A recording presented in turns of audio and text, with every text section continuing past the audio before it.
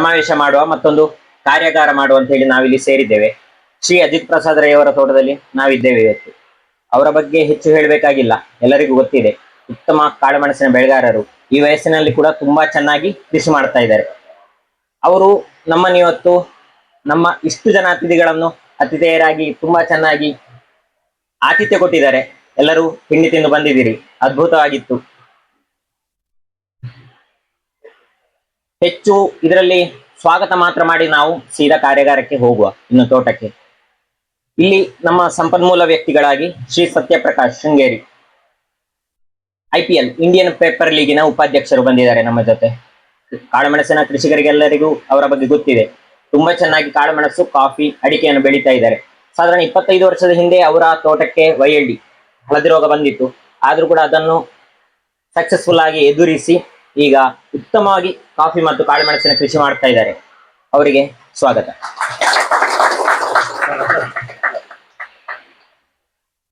ನಮ್ಮ ಜೊತೆ ಇವತ್ತು ಶ್ರೀ ಸುರೇಶ್ ಚಂದ್ರ ತೊಟ್ಟೆದೊಡ್ಡಿ ಇದ್ದಾರೆ. ಇತ್ತೀಚೆಗೆ 2 ವರ್ಷದಿಂದ ಕಾಳುಮೆಣಸಿನ ಕೃಷಿಕರಿಗೆ ಎಲ್ಲರಿಗೂ ಅವರ ಬಗ್ಗೆ ಗೊತ್ತಿದೆ. ಹೆಚ್ಚು ವಿವರಿಸಬೇಕು ಅಂತಾನೆ ಇಲ್ಲ. TRS ಅವರ ವಿಡಿಯೋಗಳು, ಅವರ ವಾಯ್ಸ್ ಮೆಸೇಜ್ಗಳು, ಟೆಕ್ಸ್ಟ್ ಮೆಸೇಜ್ಗಳು ನಮ್ಮ ಎಲ್ಲಾ ಕಾಳುಮೆಣಸಿನ ಗ್ರೂಪ್ಗಳಿಗೆ ಬರ್ತಾ ಇದೆ. ಒಂದು ಮಗುವಿಗೆ ಅಂಗನವಾಡಿಯಿಂದಲೇ ಹೇಗೆ ನಾವು ಕ್ಲಾಸ್ ಮಾಡಬೇಕು ಅಂತ ಹೇಳಿ ಅವರಿಂದ ನೋಡಿ ತಿಳಿಬೇಕು. ಅವರು ಲೆಕ್ಚರ್ ಅಥವಾ ಮಾಸ್ಟರ್ ಏನಾದ್ರು ಆಗಿರ್ತಿದ್ರೆ ಖಂಡಿತವಾಗಿ ಉತ್ತಮವಾಗಿ ಅಲ್ಲ, ಇವರು ಕೃಷಿಕರಾಗಿ ಇರುವುದೇ ನಮ್ಮ ಪುಣ್ಯ. ನಮ್ಮ ಜೊತೆ ತುಂಬಾ ಕಾಳುಮೆಣಸಿನ ಕೃಷಿಯ ಬಗ್ಗೆ ಅತ್ಯಂತ ಚೆನ್ನಾಗಿ ನಮ್ಗೆ ಪಾಠ ಮಾಡ್ತಾ ಇದ್ದಾರೆ. ಅವರಿಗೆ ಸ್ವಾಗತ. ಅವರು ಅಡಿಕೆ, ಕಾಳುಮೆಣಸು ಅಲ್ಲದೆ ಜಾಯಿಕಾಯಿ ಕೃಷಿಯನ್ನು ಕೂಡ ತುಂಬಾ ಚೆನ್ನಾಗಿ ಮಾಡ್ತಾ ಇದ್ದಾರೆ. ಬನ್ನಿ.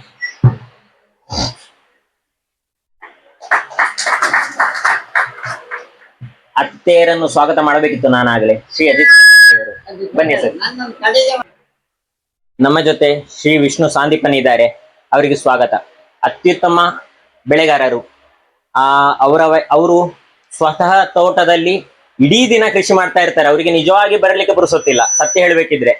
ಅವರು ಆ ವಿಷಯ ಹೇಳಿದ್ರೆ ಬೇಸರದಲ್ಲೇ ಬಂದಿರ್ಬೋದು, ಒಂದು ದಿನ ನಷ್ಟ ಆಯ್ತು ಅಂತ ಹೇಳಿಕೊಂಡು. ಆದ್ರೆ ನಮ್ಗೆ ಲಾಭ ಇದೆ. ಅವರು ಕಾಳುಮೆಣಸು, ಅಡಿಕೆ ಅಲ್ಲದೆ ತೆಂಗಿನ ಕೃಷಿ ತುಂಬಾ ಚೆನ್ನಾಗಿ, ಈ ಬೊಂಡ ಅಂತ ನಾವು ಹೇಳ್ತೇವಲ್ಲ ಅದರ ಕೃಷಿ ಮಾಡ್ತಾ ಇದ್ದಾರೆ. ತಿಂಗಳಿಗೆ ಪ್ರತಿ ತಿಂಗಳು 1.25 ಲಕ್ಷ ರೂಪಾಯಿಯಷ್ಟು ಮೌಲ್ಯದ ಬೊಂಡವನ್ನು ಮಾರ್ತಾ ಇದ್ದಾರೆ. ತುಂಬಾ ಚೆನ್ನಾಗಿ ಜಾಯಿಕಾಯಿ ಕೃಷಿ ಕೂಡ ಮಾಡ್ತಾ ಇದ್ದಾರೆ. ಅವರನ್ನು ನೋಡೋಕು ಗೊತ್ತಾಗುದಿಲ್ಲ, ಅವ್ರು ಮಾತಾಡುದಿಲ್ಲ, ಮಾತಾಡುದು ಕಡಿಮೆ. ಸರ್ ಹೌದು ಹೌದು, ಅವರಿಗೂ ಸ್ವಾಗತ. ಸರ್ ಬನ್ನಿ ಸರ್. ಶ್ವೇತಾ ಖಾನಾ ನಮ್ಮ ಜೊತೆ ಇವತ್ತು ಶ್ರೀಮತಿ ಶ್ವೇತಾ ಖಾನಾ ಇದ್ದಾರೆ. ಇವರ ಮುಖ ಪರಿಚಯ ಇರ್ಲಿಕ್ಕಿಲ್ಲ, ಆದ್ರೆ ಈಗಾಗ್ಲೇ ನಮ್ಗೆಲ್ಲ ಗ್ರೂಪ್ ಅಲ್ಲಿ ನಾವು ಪರಿಚಯ ಮಾಡಿಕೊಂಡಿದ್ದೇವೆ. ಕಾಳುಮೆಣಸು ಮಾರುಕಟ್ಟೆ ಮಾಡ್ತಾ ಇದ್ದಾರೆ. ಇವರ ಉದ್ಯಮ ಕೂಡ ಅದೇ ರೀತಿ ಮುಂದುವರಿಲಿ ಅಂತ ಹೇಳಿಕೊಂಡು ನನ್ನ ಆಶಯ. ಕಾಳುಮೆಣಸು, ಡ್ರ್ಯಾಗನ್ ಫ್ರೂಟ್ ಎಲ್ಲ ನಮ್ಮ ಕೃಷಿಗೆ ಬೇಕಾದ ಸಂಪೂರ್ಣವಾದ ಬೆಂಬಲ ಅವರದು. ಉತ್ಪನ್ನಗಳನ್ನು ಕಡಿಮೆ ದರದಲ್ಲಿ ನಮ್ಗೆ ಇವತ್ತು ಸಪ್ಲೈ ಮಾಡ್ತಾ ಇದ್ದಾರೆ. ಕಾಳುಮೆಣಸಿಗೆ ಬೇಕಾದ ಕಾಂಕ್ರೀಟ್ ಕಂಬಗಳು, ಡ್ರನ್ಗಳನ್ನು ನಮ್ಗೆ ಅವರು ಮಿತ ದರದಲ್ಲಿ ಕೊಡ್ತಾ ಇದ್ದಾರೆ. ಅವರನ್ನು ನಾವು ಸ್ಮರಿಸಲೇಬೇಕು. ಸರ್ ನಮಸ್ತೆ, ನಿಮಗೂ ಸ್ವಾಗತ. ನಮ್ಮ ಜೊತೆ ಇವತ್ತು ಹಿರಿಯ ಕೃಷಿಕರಾದ ಸೇಡಿಯಾಪು ಜನಾರ್ದನ ಭಟ್ ಇದ್ದಾರೆ. ಅವರ ಕೃಷಿ ನಿಜವಾಗಿ ಎಲ್ಲರಿಗೂ ಮಾದರಿ. ಹಲವಾರು ಕೃಷಿಗಳನ್ನು ನಮ್ಗೆ ಈಗ ಗೊತ್ತಿರುವ ಕೃಷಿಗಳನ್ನು ಅವರು 40 ವರ್ಷದ ಹಿಂದೆ ಮಾಡಿದ್ರು. ಅವ್ರಿಗೆಲ್ಲರಿಗೂ ಸ್ವಾಗತ. ಬೇರೆ ಬೇರೆ ಊರಿನಿಂದ ಬಂದಿದ್ದೀರಿ ಕೃಷಿ ಆಸಕ್ತರು. ನಂಗೆ ತುಂಬಾ ಹೊಸ ಹೊಸ ಮುಖಗಳು ಕಾಣ್ತಾ ಉಂಟು. ಹೊಸ ಮುಖಗಳು ಅಂತ ಹೇಳಿದ್ರೆ ಯುವ ಮುಖಗಳು ಕಾಣ್ತಾ ಇದೆ. ಇದು ನಿಜವಾಗಿಯೂ ಒಂದು ಉತ್ತಮ ಬೆಳವಣಿಗೆ. ಹೇಳಿದ್ರೆ ಹೇಳ್ತಾ ಇದ್ದಾರೆ ತುಂಬಾ ಜನ, ಕೃಷಿಗೆ ಇನ್ನೂ ಹೆಚ್ಚು ಸಮಯ ಇಲ್ಲ ಇದು ಅಂತ ಹೇಳಿಕೊಂಡು. ಆದ್ರೆ ಈ ರೀತಿಯ ಹೊಸ ಮುಖಗಳು ಬಂದ್ರೆ ಖಂಡಿತವಾಗಿ ಇದು ತೊಂದರೆ ಆಗ್ಲಿಕ್ಕಿಲ್ಲ ಅಂತ ಹೇಳಿ ನನ್ನ ಒಂದು ಆಶಯ. ಇದಲ್ಲದೆ ಧರ್ಮಸ್ಥಳ ಗ್ರಾಮಾಭಿವೃದ್ಧಿಯ ಕೃಷಿ ವಿಭಾಗದ ಮುಖಂಡರು ಬಂದಿದ್ದಾರೆ, ಅವರಿಗೂ ಕೂಡ ಸ್ವಾಗತ.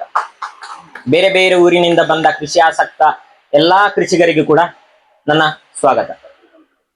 ಪತ್ರಿಕಾ ಮಿತ್ರರಿದ್ದಾರೆ ನಮ್ಮ ಜೊತೆ, ಅವರಿಗೂ ನಮಸ್ತೆ, ಸ್ವಾಗತ.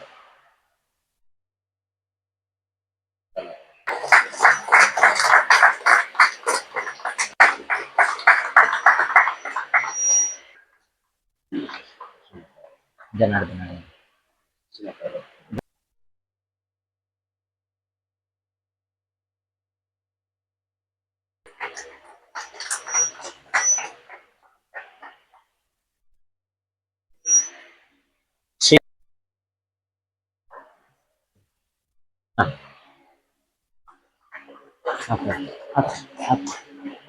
ವಿಷ್ಣು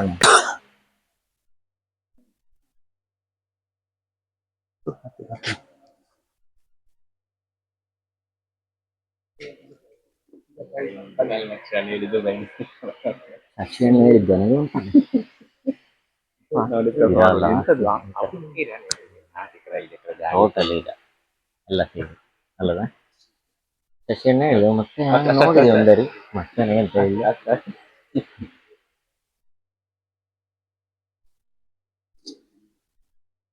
ಒಂದರ ಆಶ್ಚರ್ಯ ಆತ ವರ್ಷ ಕಳೆದ್ರೆ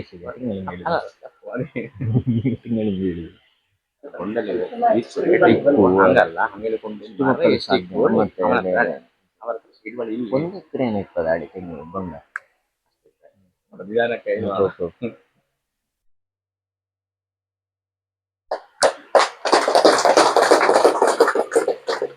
ಕಾಲ ಕಳೆಯುವುದು ಬೇಡ, ನಾವು ಸೀದಾ ಕಾರ್ಯಾಗಾರಕ್ಕೆ ಹೋಗುವ. ಮುಖ್ಯ ಉದ್ದೇಶ, ಈ ಕಾರ್ಯಕ್ರಮದ ಮುಖ್ಯ ಉದ್ದೇಶ ಎಲ್ಲ ಕೃಷಿಕರಿಗೂ ಒಳ್ಳೆಯ ಮಾಹಿತಿ ಸಿಗ್ಬೇಕು. ಇದು ಕೃಷಿಯ ನಿರ್ವಹಣೆ ಸರಿಯಾದ ರೀತಿಯಲ್ಲಿ ಆಗ್ಬೇಕು, ಎಲ್ಲ ಕೃಷಿಕರ ಏಳಿಗೆ ಬಯಸುದು ಇದರ ಉದ್ದೇಶ. ಹಾಗಾಗಿ ನಾವು ಇನ್ನು ಕಾರ್ಯಾಗಾರಕ್ಕೆ ಮುಂದುವರಿಯೋಣ. ಸತ್ಯಪ್ರಕಾಶ್ ಮಾಹಿತಿ ಕೊಡ್ತಾರೆ. ತೋಟದ ಪ್ರಾತ್ಯಕ್ಷತೆ ಮಾಡುವ ಶ್ರೀ ಸತ್ಯಪ್ರಕಾಶ್ ಅವರು.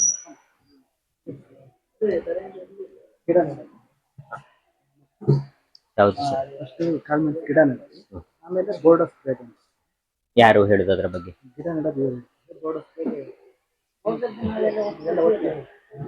ಮೊದಲನೆಯದಾಗಿ ಕಾಳುಮೆಣಸಿನ ಗಿಡಗಳನ್ನು ನೆಡುವ ಸರಿಯಾದ ಕ್ರಮದ ಬಗ್ಗೆ ನಾವು ತಿಳಿದುಕೊಳ್ಳೋಣ.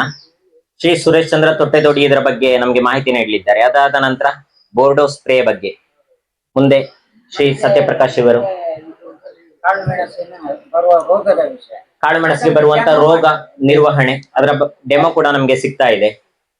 ಕಾಳುಮೆಣಸಿನ ಗಿಡ ನೆಟ್ರೆ ಸಾಕಾಗುದಿಲ್ಲ, ಅದನ್ನು ಸರಿಯಾದ ರೀತಿಯಲ್ಲಿ ನೆಡಬೇಕು, ಸರಿಯಾದ ನಿರ್ವಹಣೆಯನ್ನು ಮಾಡ್ಲೇಬೇಕು.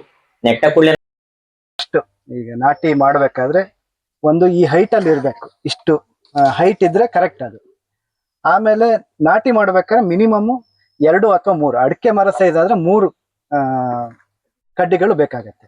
ಈಗ ಸಿಂಗಲ್ ಬಂದ ತಕ್ಷಣ ಈ ತರ 1-5 ಹೋಗುತ್ತೆ. ಇದು ಆಕ್ಚುಲಿ ಈಗ ಇಲ್ಲಿಗೊಂದು ಕಟ್ ಮಾಡ್ಬೇಕಿತ್ತು, ಕಟ್ ಮಾಡಿದಾಗ 2-3 ಕುಡಿ ಬರುತ್ತೆ.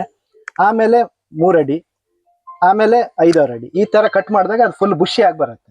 ಹೆಚ್ಚು ಕಮ್ಮಿ ಒಂದು 10 ಅಡಿ ಹೋಗ್ಬೇಕಾದ್ರೆ ಫುಲ್ ಕೆನಪಿ ಚೆನ್ನಾಗಿ ಬಂದಿರ್ಬೇಕು, ಅವಾಗ ರೋಗದ ಇದು ಸಾಧ್ಯತೆ ಕಮ್ಮಿ.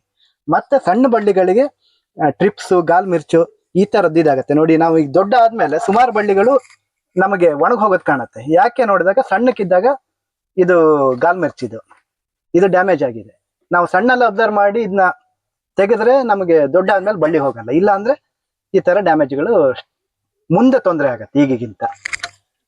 ಈಗ ಬಳ್ಳಿ ಒಳ್ಳೆ ಅದೊಂದು ನೋಡಿ ಎಕ್ಸಾಂಪಲ್ ಯಾವುದು ಇದು ಚೆನ್ನಾಗಿ ಬಂದಿದೆ. ಇದು ಚೆನ್ನಾಗಿ ಬಂದಿದೆ. ಆದ್ರೆ ಈಗ ಇನ್ನೂ ಬರ್ಬೇಕಿದೆ. ಆಕ್ಚುಲಿ ಇನ್ನು ಉಷಿ ಬಂತು ಅಂದ್ರೆ, ಈಗ ಅಲ್ಲಿ ಬಂದಿದಲ್ಲ ಅಷ್ಟು ಬಂತು ಅಂದ್ರೆ ಯಾವ್ದೇ ಕಾರಣಕ್ಕೂ ಈ ರೂಟ್ ಝೋನಿಗೆ ಮಳೆ ನೀರು ಜಾಸ್ತಿ ಬೀಳಲ್ಲ, ಅವಾಗ ಡ್ಯಾಮೇಜ್ ಕಮ್ಮಿ ಆಗ್ತಾ ಹೋಗುತ್ತೆ. ರೂಟ್ ಝೋನ್ ಅನ್ನೋಕ್ಕಿಂತ ಕಾಲರ್, ಈಗ ರೂಟು ಮತ್ತೆ ಈ ಗಿಡದ ಇದಕ್ಕೆ ಕಾಲರ್ ಅಂತೀವಲ್ಲ, ಆ ಝೋನಿಗೆ ನೀರು ಬೀಳಬಾರ್ದು ಜಾಸ್ತಿ. ಇದ್ರದ್ದೊಂದು 2ರಿಂದ 2.5 ಅಡಿ ಹೋಗಿರ್ಬೋದು ಅಷ್ಟೇ. ಅಲ್ಲ ಸರ್, ಇವಾಗ ನಾವು ಸ್ಟಾರ್ಟ್ ಮಾಡಿದ್ವಲ್ಲ, ಇದು ಮಣ್ಣು ಎತ್ತರ ಆಗ್ಬೇಕು ಅಂತ first starting from the beginning. ಇವಾಗ ಮಣ್ಣು ನಾವು ನೆಡ್ಬೇಕಾದ್ರೆ, ಹೊಸ ಗಿಡ ನೆಡ್ಬೇಕಾದ್ರೆ ಮಣ್ಣು ಎಷ್ಟು ಎತ್ತರ ಬೇಕು? 4 ಅಡಿ ಅಗಲ ಬೇಕಾಗತ್ತೆ. ಅಷ್ಟು ಮಣ್ಣು ಬೇಕಾಗತ್ತೆ ಫಸ್ಟಿಗೆ. ಅಂದ್ರೆ ಡ್ರೈನೇಜ್ ಇಲ್ಲದೆ ಇದ್ರೆ, ಡ್ರೈನೇಜ್ ಕಂಪಲ್ಸರಿ ಬೇಕೇ ಬೇಕು ಪೆಪ್ಪರಿಗೆ. ಮತ್ತೆ ಯಾವ್ದೇ ಕಾರಣಕ್ಕೂ ಇಲ್ಲೆಲ್ಲೂ ಸುತ್ತದಿಂದ ಮಣ್ಣು ತೆಗೆದು ಹಾಕ್ಬೇಡಿ.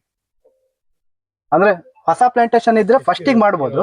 ಎಲ್ಲಾರು ಹಳೆ ಪ್ಲಾಂಟೇಶನ್ ಅಂದ್ರೆ ಇತ್ತು ಅಂದ್ರೆ ಬಳ್ಳಿ, ಈಗ ಹೆಚ್ಚು ಕಮ್ಮಿ ನಮ್ಮ ಅನುಭವ ಪ್ರಕಾರ ಒಂದು 20ರಿಂದ 30 ಅಡಿ ಬಳ್ಳಿ ಇದ್ರೆ 15 ಅಡಿ ರೂಟ್ ಹೋಗಿರುತ್ತೆ ಮಿನಿಮಮ್. ಅದು ಈ ಸೈಡಿಗೆ ಹೋಗಬೇಕು ಅಂತಿಲ್ಲ ಪೆಪ್ಪರ್ದು. ಈಗ ಅಡಿಕೆ, ಕಾಫಿ ಇದೆಲ್ಲದು ಏನು ಎಲೆ ಎಲ್ಲಿರೋದು ಆತರ ಅಲ್ಲ, ಈ ಸೈಡ್ ಬೇಕಾದ್ರೆ ಹೋಗ್ಬೋದು. ಈ ಪೋರ್ಷನ್ ಅಲ್ಲಿ ಕಟ್ ಮಾಡಿದಾಗ ಇನ್ನು ಬುಷಿ ಜಾಸ್ತಿ ಬರುತ್ತೆ. ಅಂದ್ರೆ ತಲೆದು ಕಟ್ ಮಾಡ್ಲಿಕ್ಕೆ ಅಲ್ಲ ಮಾಡ್ಬೋದು, ಅಂದ್ರೆ ಅದಕ್ಕಿಂತ ಜಾಸ್ತಿ ಇಲ್ಲಿ ಮಾಡಿದ್ರೆ ಬೆಟರ್ ಅಂತ. ಇನ್ನು ಸ್ಪೀಡ್ ಆಗಿ ಬರುತ್ತೆ. 1 ಅಡಿ ಕೆಳಗೆ ಮಾಡ್ಬೇಕು ಅಲ್ವಾ? ಒಂದ್ ಅರ್ಧ ಅಡಿ ಕೆಳಗೆ ಮಾಡಿದ್ರೆ ಚೆನ್ನಾಗಾಗತ್ತೆ. ಅದು ಎಷ್ಟು ಕವಲ್ ಹೊಡೆದಿತ್ತು ಪ್ರತಿ ಕವಲಿದ್ದು ಕೂಡ ಹೌದು. ಟಿಪ್ ಮಾಡ್ಬೇಕು. ಮಾಡಿದ್ರೆ ಒಳ್ಳೇದು.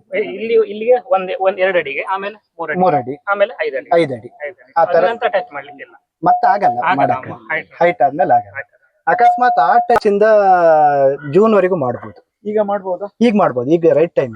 ಈಗ ವೆದರ್ ಫೋರ್ಸ್ ಇರುತ್ತೆ, ಮತ್ತೆ ಮಳೆನೂ ಬರ್ತಾ ಇದೆ, ಮತ್ತೆ ಮೆನ್ಯೂರಿಂಗು ಮಾಡ್ತೀವಿ, ಚೆನ್ನಾಗಿ ಕೌಲ್ ಹೊಡೆದು ಜಾಸ್ತಿ ಬರುತ್ತೆ ಈಗ ಮಾಡಿದ್ರೆ.